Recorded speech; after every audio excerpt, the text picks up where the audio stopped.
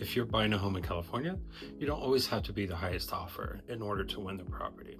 I'm going to walk you through how to write a strong and strategic offer that will help you win the home without overpaying. By the end of this video, you're going to understand what to focus on, what matters to the sellers, and how to stay calm in the middle of that chaos.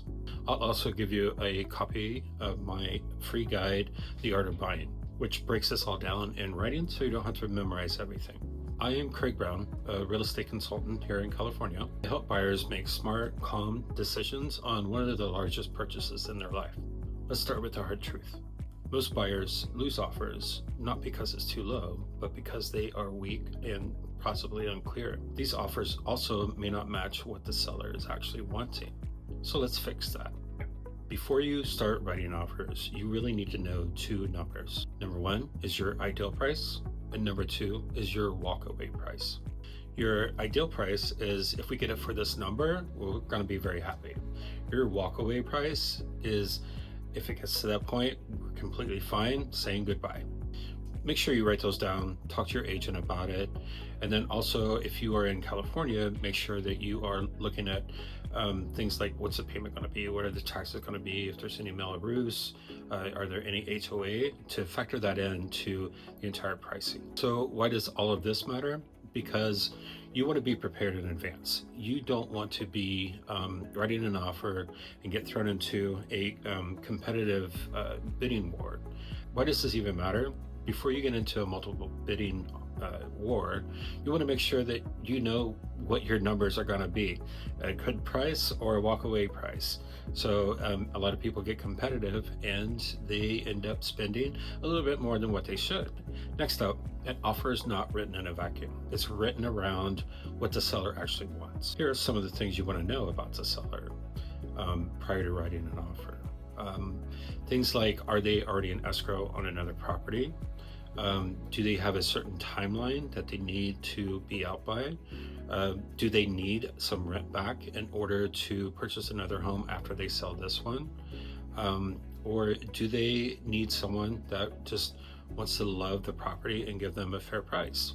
This is where your agent really needs to pick up the phone and talk to the listing agent to, number one, establish a relationship with the listing agent so that the communication is very good all the way through the process. And number two, the listing agent can provide additional information about the seller so that you have all your questions answered on how you want to write this offer. By the way, everything I'm talking about right now is coming straight out of my guide, The Art of Buying. Guide is free, so just check in the description for the link, and then you can also share that link with other family members if they are interested in the process as well. So next up, the seller is actually going to be looking at your offer in regards to what's the risk and what are the terms. They are going to be looking at how soon you can close, what your contingencies are and what those timelines are, as well as financing to make sure that you actually have a pre-approval and not just a pre-qualification letter. A lot of times, once you submit an offer, it is a good idea for your lender to actually give the listing agent a call to confirm your ability to close the transaction. And when we talk about contingencies, I would never ask you to waive all your contingencies blindly. It is more about the inspection reports that you've gotten, what your confidence level is, and what you actually feel is best for you. Some contingency timelines range anywhere from just a couple of days all the way up to like 17 days. A lot of times if you can shorten those timelines, that makes your offer look a lot more favorable. And then looking at the closing date, how flexible are you on that? Are you able to close faster, or are you able to potentially extend the escrow if the seller needs a little more time, or are you able to offer rent back so that they can actually close this transaction, live in the property while they pack it up, and then that might make it a little bit easier for them. The main thing that your offer needs to convey is that you are serious, you're committed, and you're able to close. So let's talk about multiple offers. This is where everybody tends to get really crazy. if there are multiple offers, buyers tend to get really competitive and just say, add more money, add more money, add more money. That's not always the best idea. This is why we need to refer back to the two numbers that we talked about earlier in the video, your happy number and your walkaway number, right?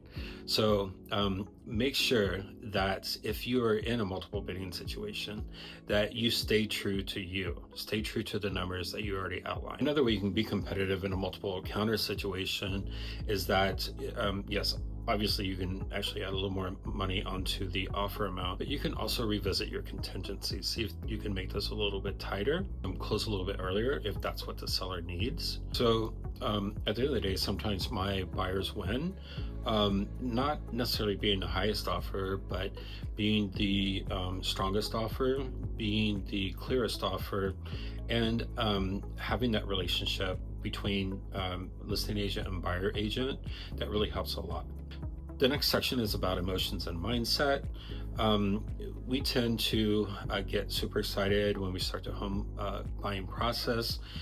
Buyers, when they start touring homes, they may find so many homes they like, but when they find that first one that they want to write an offer on, usually has a lot of the bells and whistles that everybody gets so excited about. But the thing is, you need to be working with an agent that can help to reel you in so that you can really understand, okay, yes, it's pretty. Yes, I like it, but is this the right property for me? Or is this the right property for me, but only at the right price? This is where you need to remember an offer needs to be strategic and not emotional. And also remember, if you don't get this home, it's not a complete fail. Thank you to everyone that has made it this far in the video. I hope you've learned something. And if you would like to learn a little bit more or have this in a written format, don't forget you can download my art of buying guide. The link is available in the description.